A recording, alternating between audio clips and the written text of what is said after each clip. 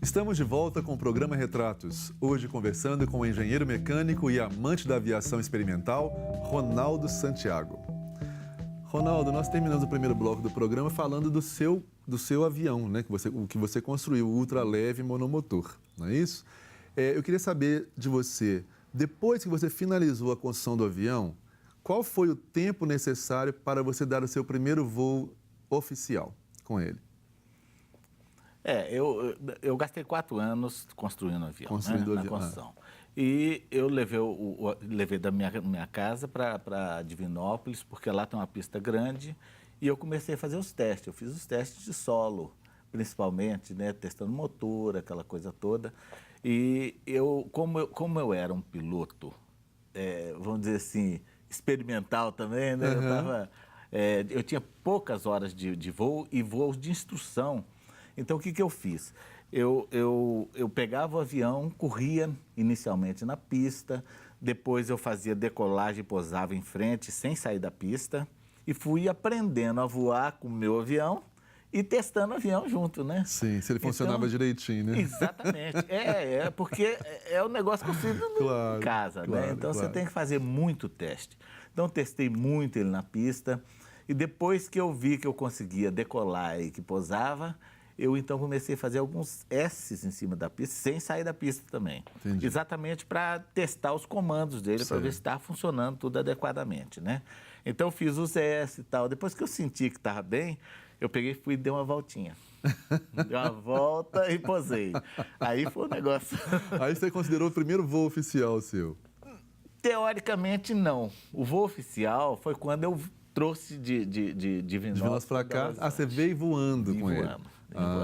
Esse foi, assim, o show, né? O show da construção. Foi sua estreia, né? Foi a estreia na aviação mesmo. E qual foi esse tempo entre esse momento da estreia, né, de vir trazendo o avião de Divinópolis para Belo Horizonte, e a conclusão da construção do avião? Durou quanto tempo isso aí? Esses testes todos? Na verdade, eu e tal? não terminei até hoje, né? Mas eu digo... A gente não termina, a gente vai sempre... Está sempre mexendo com ele. Está sempre mexendo. Mas eu fiz, eu vim de Divinópolis e depois ainda fiz uma série de coisas, inclusive o paraquedas balístico instalei depois desse voo. Né? Então o seu avião tem um paraquedas balístico. Tem um Ele já paraquedas estava previsto no projeto original ou você que colocou isso por conta própria? O projeto não prevê esses acessórios, não. Né? Tá. Então eu Você fiz colocou por uma questão de segurança. Exatamente. Tá. E feito em casa, você tem que ter uma atenção muito grande a isso. Sem né? dúvida. A sua vida que está em jogo, né? Pois é. E dos outros, né, que estão embaixo. É verdade. E me diga uma coisa, a gente sabe, você falou da aviação experimental e falou também da profissional. A gente sabe que existe uma diferença entre as duas, né? Você só pôde, inclusive, viajar, voar no seu avião, porque o seu avião tem um registro na ANAC, né? Que é a Agência Nacional de Aviação Civil, que coordena tanto a aviação profissional homologada quanto a aviação experimental. Isso. Né? A aviação profissional homologada, por uma série de questões, né, porque tem voos comerciais, tem muitas pessoas envolvidas, tem que ter segurança para todas elas, né? Ela tem muito mais exigências, né? A ANAC tem muitas mais exigências e pré-requisitos para ela acontecer. Claro. E com relação à experimental, quais são as regras, né, ou as exigências que a ANAC tem para que vocês possam voar? A aviação experimental, ela que a própria ANAC define, é voo por conta e risco. Ou seja, ela não controla a aviação experimental. Ela controla a interferência com a aviação homologada. Então, o que a ANAC preocupa mesmo? Ela preocupa que a nossa aviação interfira na aviação homologada. Entendi. E a aviação homologada ainda tem a aviação também, que é a aviação por instrumento. Então, por exemplo, um avião vem voando por instrumento, teoricamente, ele não precisa nem de olhar para fora na janela, né? Sim. Então, ele pode, se houver um ultraleve atravessando na frente dele, pode acontecer um acidente. Então, a preocupação maior que eu acredito da ANAC seja com a aviação homologada. Então, ela libera muito o voo da aviação experimental. Mas de qualquer maneira, todos os voos, todas as aeronaves que alçam voo tem que ter um registro na ANAC, Tem que né? ter o registro. Sem registro ninguém pode ter o registro e tem que cumprir voar. as regras de voo, né?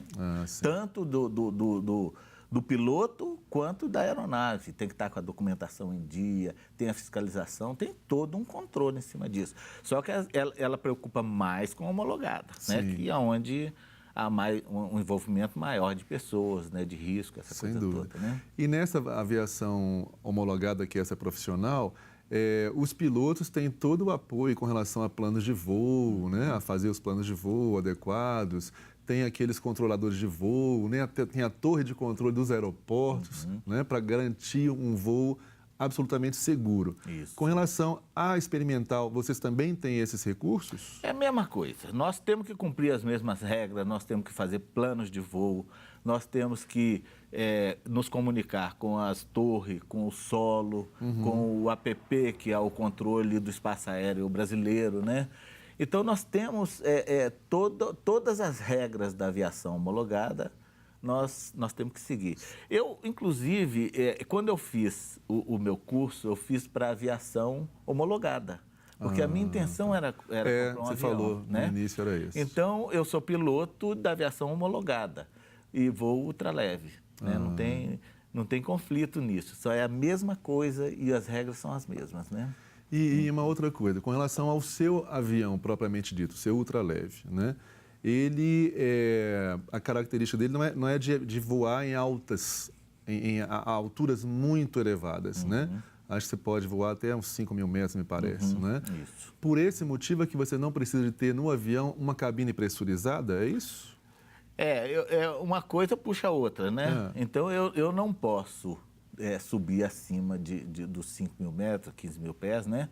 Por causa exatamente de não ter uma cabine pressurizada. Eu não suportaria estar acima disso, voar lá em cima. Que o ar é rarefeito, a temperatura mais Exato. baixa, E também né? existe a regra, né? O espaço aéreo inferior, que é até 14.500 pés, ele é para determinado tipo de voo, né? Determinado tipo de aeronave. Então, é uma coisa puxando a outra, né? E com relação à sua mesma experiência de voo, né, como piloto, você já tem aproximadamente umas 500 horas de voo, né, que você me disse. Isso. Mas, além disso, você faz intercâmbios, né, de experiências, de conhecimentos, né? Se você é associado de alguns desses clubes, né, aéreos, como é que você mantém-se atualizado com relação aos voos em geral? Nós temos alguns clubes, né? O próprio 14 Bis é um clube de voo. Que é lá em Nova Lima, né? É Nova Lima. No hangar onde você deixa o seu avião, né? Exatamente. Nós somos alguns sócios lá que nós voamos e nós temos também a associação ABU, que é a principal delas, que nós somos associados, em que a gente também tem um fórum, a gente discute, troca experiência. E a porta do hangar, né? A porta do hangar é o lugar onde a gente...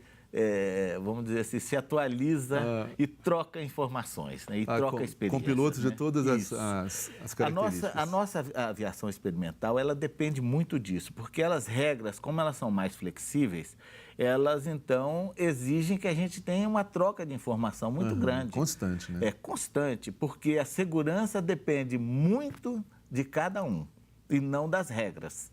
Na homologada, as regras, elas já impõem uma determinada...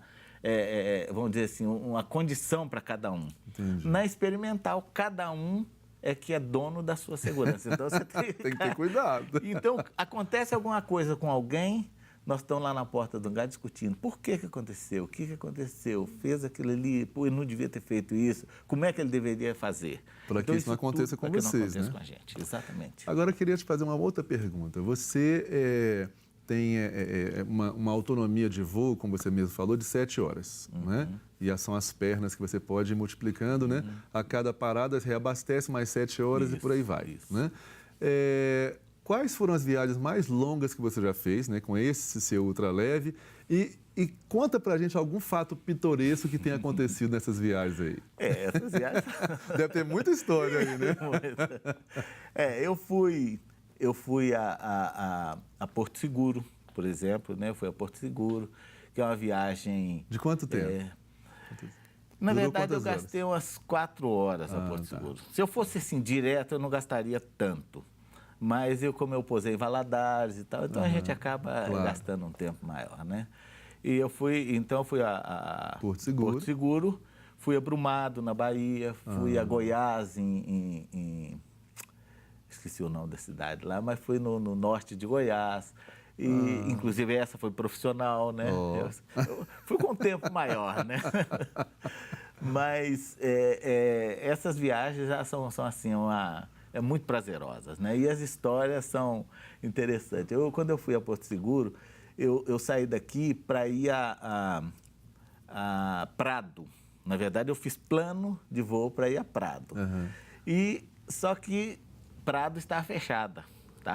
Então, eu falei, para onde eu vou agora? Você não podia descer, Eu não né? podia Tava descer. fechado, você não podia descer. Eu não podia fazer o plano para lá. Tá. Então, como já estava tudo planejado, eu acabei indo para uma fazenda mais ao norte, né? Mais ao norte da Bahia. Aí, rapaz, posei nessa fazenda, sem autorização, sem nada, particular. E aí eu posei lá e um vigia chegou, não pode posar aqui não e tal. Eu falei assim, mas é porque eu posei porque eu estava assim meio perdido e tal, deu uma desculpa. Aí eu sei que em pouco tempo ele falou, não, pode ficar aí e tal, não tem problema não, depois de alguma conversa, né? Só que eu estava a 14 quilômetros de um lugarzinho qualquer lá, né? Que era a Ponta do Corumbau.